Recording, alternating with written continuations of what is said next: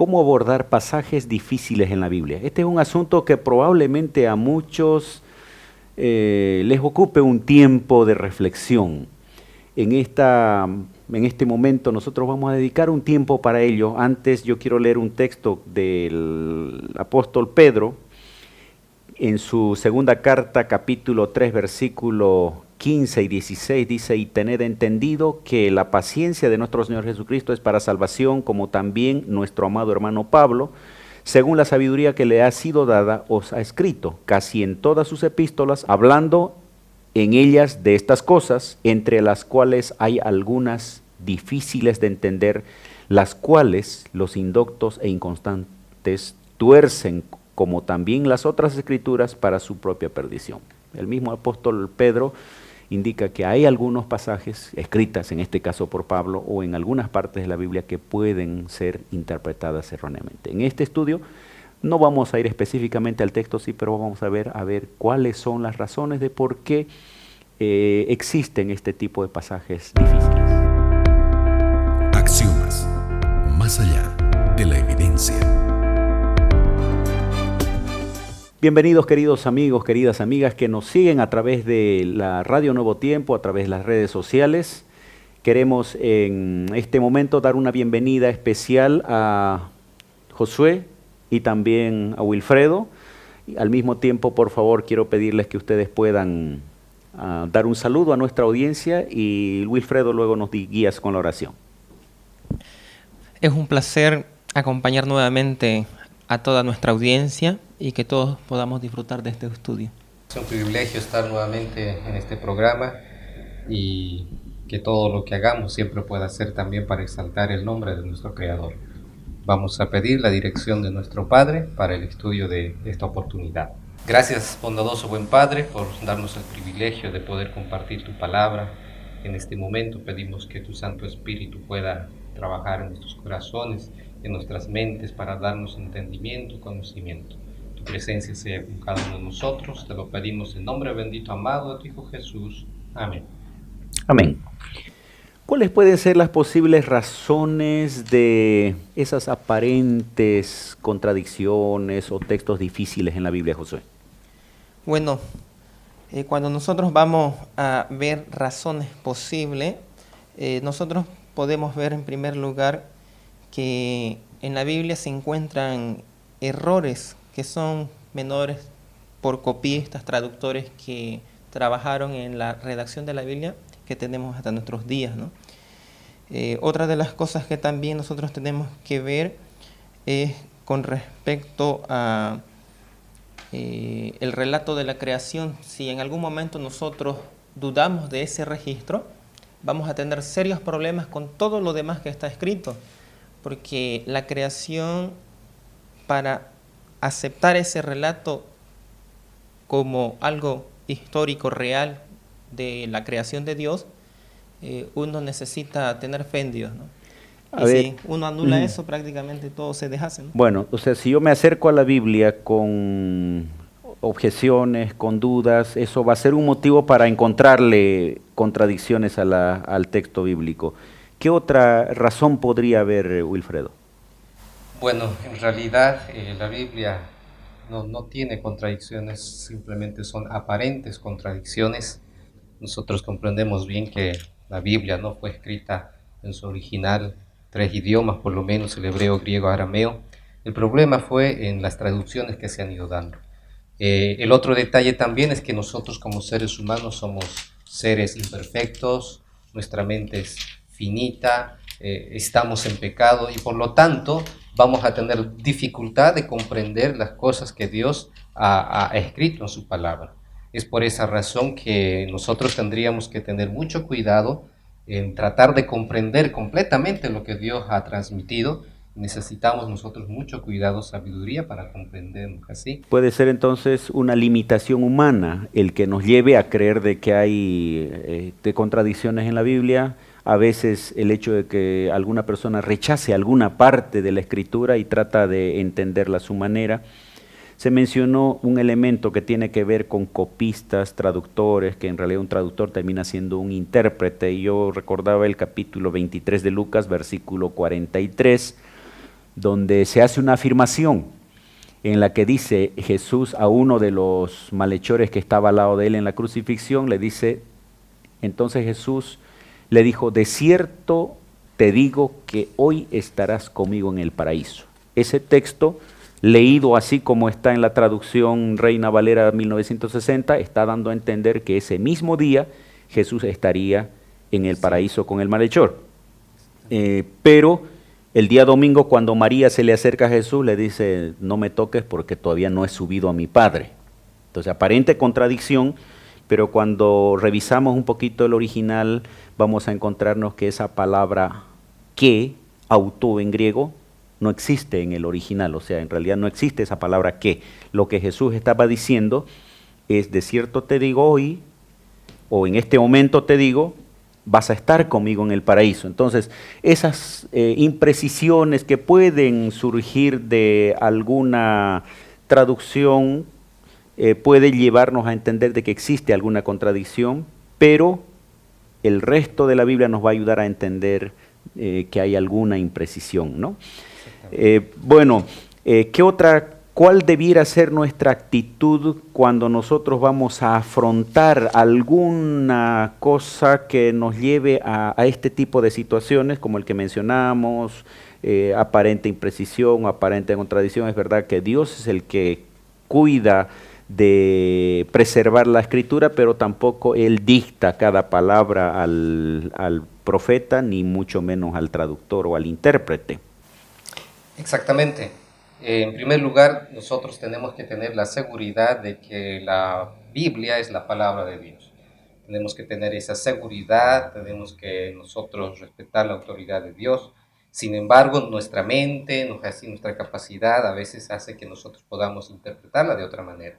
Pero cuando nosotros nos encontramos, ¿no?, con algún pasaje similar que ya acabamos de leer, y vamos a encontrar muchos, ¿no?, así en la Biblia, entonces nosotros deberíamos de confiar en lo siguiente. El libro de Primera de Crónicas, capítulo 29, versículo 17, dice, ¿no? Yo sé, oh Dios mío, que tú pruebas el corazón y que te agrada la rectitud. Por eso, con rectitud de corazón te he ofrecido voluntariamente esto. Dios se agrada de las personas honestas, Dios se agrada de las personas que actúan, ¿no?, así con rectitud. Y yo creo que la honestidad, ¿no?, así es importante para poder afrontar, ¿no?, algunos pasajes que tal vez están en aparente contradicción. En ese sentido, nuestras respuestas tienen que ser honestas. A veces nosotros queremos explicar tal vez, ¿no?, así de nuestro propio conocimiento, o quizá a veces damos conclusiones tal vez, ¿no?, así que no están de acuerdo con la Biblia, y imponemos nuestro conocimiento, imponemos, ¿no?, así nuestra forma, ¿no?, de interpretar el texto bíblico. Debemos ser honestos. Si quizá tal vez no tenemos respuesta tal vez para el texto, ¿no? Esto tal vez especialmente para quienes enseñamos la Biblia, ¿no? Así es. Aquí hablaba bastante de honestidad el pastor Wilfredo, y la honestidad genera confianza. Cuando uno es honesto en el estudio de la palabra de Dios, no va a ser algo que de pronto dé una interpretación superficial o coloque a la Biblia en una mentira, ¿verdad? Los estudiosos que son honestos, que son prácticamente personas íntegras en este asunto, no van a pasar ningún lado, ningún aspecto de los detalles pormenores, van a hacer un estudio diligente, pero cuando uno ha escarbado todo y no hay más nada que examinar, uno tiene que ser honesto para decir que uno ya acabó, ¿no?, el estudio y no hay una manera de explicar ese asunto con precisión. Ahora, ¿qué debería hacer? Aquí hay una pregunta en nuestra lección, dice, ¿qué es lo que deberías hacer con textos que no entiendes plenamente o que te parecen que no encajan con tu interpretación de la verdad? Mira, en primer lugar, nosotros a veces queremos tratar de defendernos así, defender nuestra idea, nuestro pensamiento, pero nosotros tenemos que ser sinceros. Es mucho mejor aguardar una respuesta sostenible para una dificultad, intentar brindar una solución evasiva o insatisfactoria. Nosotros debemos ser sinceros al decir que no hay la respuesta, pero la Biblia tiene su respuesta, solo que nosotros necesitamos tiempo para poder identificar, estudiar y sobre todo, ¿no es así? La Biblia misma se responde así solo. A veces el lector o estudioso de la Biblia va a la Biblia buscando respaldar sus ideas, Va con preconceptos. sus preconceptos, y aquello que no encaja con su forma de pensar o con su teología termina descartándola. Eso es histórico, inclusive llegó un momento en el que el mismo Martín Lutero no tenía mucha afinidad con el libro de Santiago, que hablaba bastante de la importancia de las obras, cuando él enfatiza el tema de la fe, pero tal vez no entendiendo el contexto exacto del que Pablo o de Santiago, que Santiago estaba hablando, ¿no? Entonces, el acercarnos a la Biblia con esa honestidad nos va a llevar a ir analizando, investigando hasta encontrar la explicación correcta que la misma Biblia nos va a dar. Vamos a ir a una breve pausa, queridos amigos, y volvemos para continuar con el tema. Ya retornamos con Axiomas. Estamos de vuelta, queridos amigos, con nuestro tema, las aparentes contradicciones en la Biblia o textos difíciles. ¿Cómo afrontamos esas dificultades? ¿Qué características más debemos tener como lectores de la Biblia cuando nos encontramos con textos difíciles? Wilfredo. Muy bien, es interesante cuando leemos el pasaje de Santiago capítulo 4, el 6, pero Él da mayor gracia, por eso dice, Dios resiste a los soberbios, pero da gracia a los humildes. Más adelante inclusive dice, humillaos delante del Señor y Él os exaltará. Sabemos muy bien que la soberbia no es grato para Dios. La soberbia es el sentimiento, ¿no?, de superioridad ante los demás, pero aquí la Biblia nos dice que los humildes serán exaltados. Nosotros necesitamos también esa humildad, ante todo, ¿no es así?, para demostrarnos así los argumentos bíblicos, y sobre todo debemos de ser sumisos a la verdad de la Biblia, ¿no?, obedientes a la palabra. La palabra humildad nos lleva a eso, ¿no?, que nosotros podamos aceptar lo que la Biblia dice y no solamente nuestro conocimiento. Bien, humildad es un elemento importante al momento de acercarnos a la Biblia, inclusive al encontrarnos con pasajes difíciles. ¿Qué más, Josué?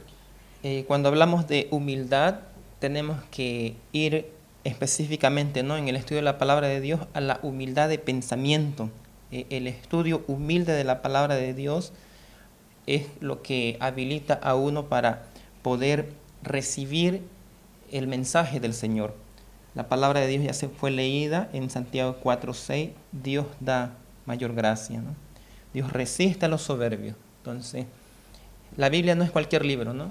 Uno tiene que agarrarlo con una entrega, una disposición de recibir ese mensaje con humildad.